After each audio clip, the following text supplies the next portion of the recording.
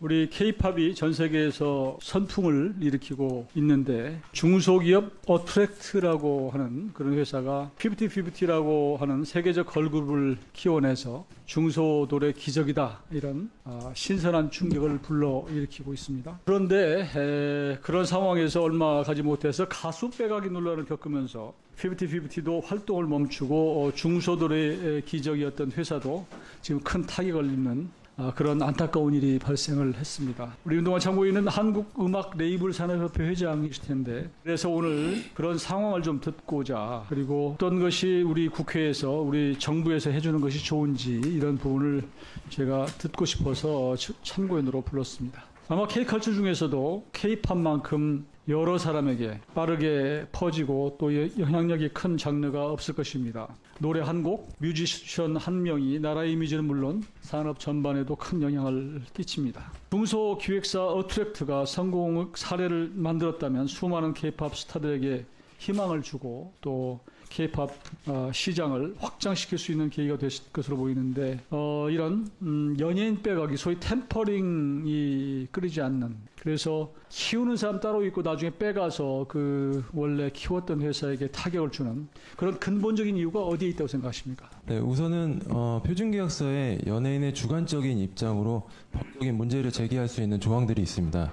회사는 무조건적인 지원을 해야 하고 정신적으로나 신체적으로 건강하지 않은 상태에서 활동을 시켜서는 안 되며 정산 내역서를 요청할 시 14일 이내에 제공해야 한다. 같은 조항들입니다. 그리고 두 번째는 존속계약 효력정지 가처분 신청이 너무 쉽게 인용된다는 점입니다. 가처분 신청은 잘잘못을 따지는 게 아니라 그냥 연예인 측에서 문제가 있다고만 하면 대부분 인용을 해주고 있습니다. 그리고 세 번째는 템퍼링이라는 범죄 행위를 저지른 자들에 대한 법 조항이 없는 점입니다. 업무방해, 횡령, 배임 등을 적용하려 하지만 이는 처벌이 너무 낮고 입증해내기도 쉽지 않은 상황이 대부분입니다. 이 표준계약서가 언제 만들어졌습니까? 2009년에 2009년. 그러니까 2009년 도입할 때쯤에는 아마 키우는 그 엔터테인먼트 회사가 오히려 뭐 갑질을 하거나 요즘에 교사들도 그런 문제가 많이 있는데 학생 뭐 학대를 한다 해서 교사가 지금 거꾸로 굉장히 어려운 상황에 빠진 것처럼 지금 10여 년이 흘러서 상황이 바뀌었는데도 불구하고 오래된 계약서를 갖고 하다 보니까 이런 문제가 생겼다 그런 말씀이시죠? 네, 맞습니다. 그렇다면 좀 그 시급히 보완해야 할 점은 어떤 거라고 생각하세요? 표준계약서의 전체적으로 회사의 의무는 과도한 반면에 연예인의 의무는 너무 빈약합니다. 위약벌 기준이 너무 낮기 때문에 연예인 입장에서 계약을 위반하더라도 크게 부담이 없는 상황입니다. 투자금에 대한 책임을 물을 수 있는 조항이 필요하고요. 연예인의 주관적인 입장이 반영되어 있는 조항들은 개정이 되어야 합니다. 그리고 14일 이내에 정산 내역서를 제공하는 것은 회사에서 큰 부담입니다. 또한 이를 악용하는 사례들도 많기 때문에 이 부분에 대해서 기간을 연장할 수 있는 방법이 필요합니다. 지금 저 가처분 소송을 그 회사가 하고 있죠. 항고가 다 기각이 돼서요. 기각됐죠? 네, 됐습니다. 그렇지만 그 연예인들은 다시 돌아오지 않고 있는데 제가 보니까 거의 그런 사이에 뭐 또 브로커도 중간에 끼어 있고 이런 것 같아요. 그래서 이런 저 가처분 소송을 툭 하면 하고 또 하여튼 법으로 가져가고 원래 키우던 회사는 정말로 손해를 보고 하는 이런 것들의 어떤 문제점이라고 그럴까? 이런 것들은 뭐라고 생각하세요? 최근에 변호사들 사이에서는 전속계약 효력정지 가처분 100% 승소라는 홍보 문구를 사용할 정도로 가처분 인용이 너무 쉽게 되고 있습니다. 신뢰관계 파탄이라는 이유만으로 인용을 해주다 보니 마치 본안 소송에서 승소한 것처럼 연예인은 언론에 홍보하고 활동을 이어갑니다. 심지어 본안 판결이 나오기도 전에 다른 회사와 계약까지 하여 연예인은 큰 손해를 안 보게 됩니다. 본안 판결에서 회사가 이긴다고 하더라도 손해배상만 해주면 끝나므로 대형 기획사에서 좋은 조건으로 템퍼링을 시도하는 것을 법이 막아주는 것이 아니라 법이 조장하고 있는 실정입니다. 예. 지금 회사는 연예인의 인성에만 의지해야 되는 상황입니다.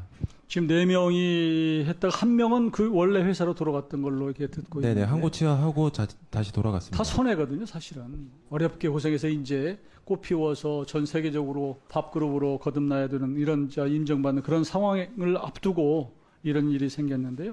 앞으로 K-팝 산업 발전을 위해서 필요한 것이 있다면 어떤 것입니까?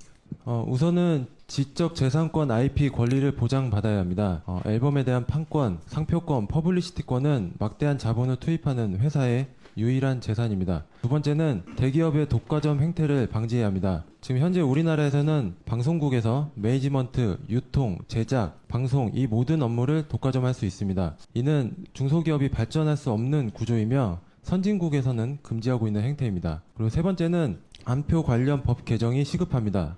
제작자, 스포츠인, 예술인, 소비자 이 모두가 문제라고 하는 안표의 법 정의는 50년 전 그대로입니다. 그리고 마지막으로 이번 피프티 사례처럼 템퍼링의 증거 자료가 확보되는 경우가 매우 드뭅니다. 그래서 이번에 범죄 행위에 가담한 그 일당들은 꼭 강력한 처벌을 받아야 하며, 그리고 이번에 판례가 템퍼링을 근절할 수 있는 가장 좋은 선례가 될 수 있습니다. 그래서 국회에서도 많은 관심 가져주시기 바랍니다. 예, 국회에서도 노력할 것이고요.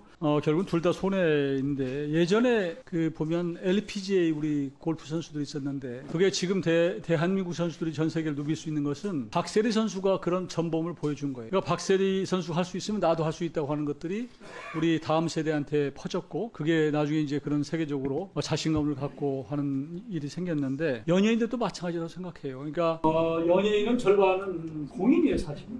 많은 우리 팬을 갖고 있기 때문에 그런 연예인들의 도덕성이라고 그럴까? 이런 부분도 꼭 필요하다. 그리고 그런데 기생해서 돈을 벌고자 하는 브로커들이 우리 사회에 발붙일 수 없도록 우리 문체부에서 이런 걸 좀 깊이 들여다보시고, 필요한 것이 있으면 법적인 제도적인 것을 말씀해 주시고요. 그리고 사법당국에서도 제대로 수사를 해서 서로 우리 업계 전체가 불신받고 피해받지 않도록 하는 그런 노력을 문체부에 좀 적극 해주시고요.